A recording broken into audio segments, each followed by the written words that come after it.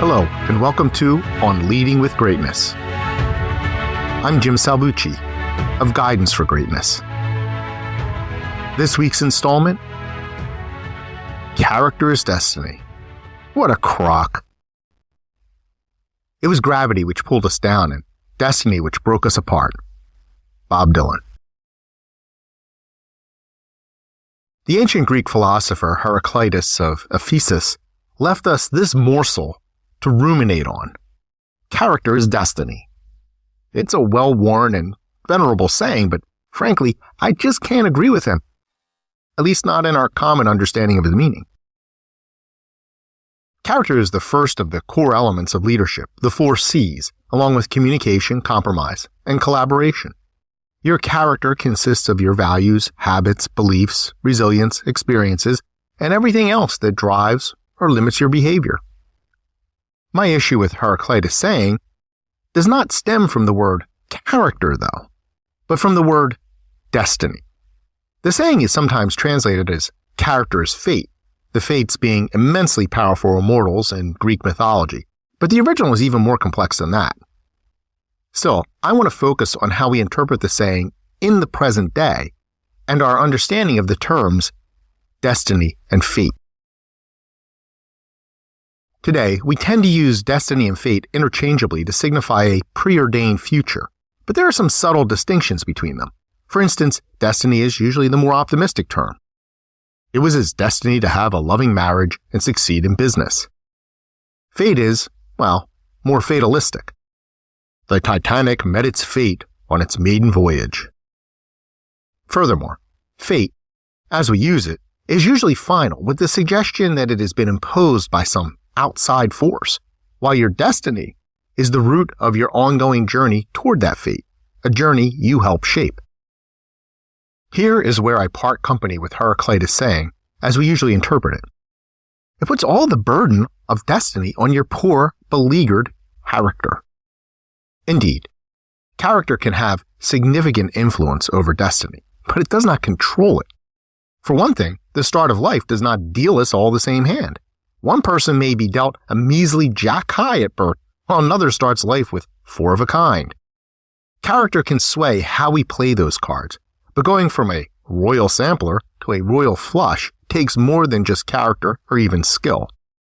And yet we regularly laud those who were dealt life's best hands from the outset and ignore or even denigrate those who struggle their whole life to achieve a mere ace high. And what of luck throughout the game of life? Even the sharpest poker player has to have a little luck on their side. Our society heavily favors individuals for their superficial characteristics over their character. That's why certain traits dominate power centers in our world. For instance, take a look at the current makeup of the U.S. Congress. Do we really believe that men, so overwhelmingly represented there, are that much better at governing than women? You can ask similar questions about CEOs of major corporations, or do an analysis of who tends to populate high-paying fields versus who mostly works in the low-wage service sector. And then there's the persistent gender wage gap. And don't get me going about racial disparities in representation. It seems so obvious, but it bears repeating. Distinctions such as gender and race have nothing to do with an individual's character. Nonetheless, our destinies are heavily directed from the outset, for good or ill, by factors over which we have zero control. In addition, much of destiny stems from the accidents that accrue throughout a lifetime, and our response to those accidents is often irrelevant to the outcome. If you have ever had to endure mass layoffs, identity theft, or errant meteors, what does your character have to do with that? The same is true for life's happier accidents, such as winning the lottery. Yes, the strength of your character will affect how you handle happenstance, but being of sound character is not some woo-woo guarantee of a particular life-altering mojo. In short, the suggestion that our character is the sole arbiter of our destiny puts too much burden on individual qualities as far as I'm concerned. Here's more sad reality. Being of the most upstanding character can even backfire. Let's face it, almost no one is ever promoted due primarily to their virtue.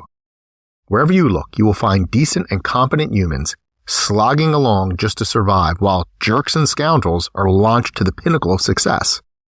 Need an example? Again, I reference Congress. I have long argued that bad is stronger than good, and the good must therefore be even smarter and ever vigilant. It's a tough pill to swallow, I know. I have choked on it many times.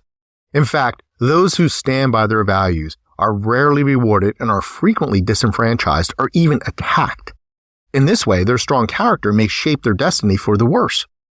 Need an example of someone whose virtue landed her in a hell on earth? Now I reference 2023 Nobel Prize laureate Narges Mohammadi. In fact, character as destiny, when taken to its logical extreme, can justify all manner of atrocities because it can give the impression that dominance is itself a mark of virtue. It's just not true. For instance, belief in manifest destiny led to the displacement and slaughter of millions of Native Americans. Was this barbarity, allegedly destined, the result of a mass failure of character in the Indian population? Were their genocidal oppressors paragons of good character? Character as destiny would suggest so. Moreover, while Heraclitus' character as destiny sounds good in theory, trying to squeeze all the highs and lows of life into one little container called character is too much.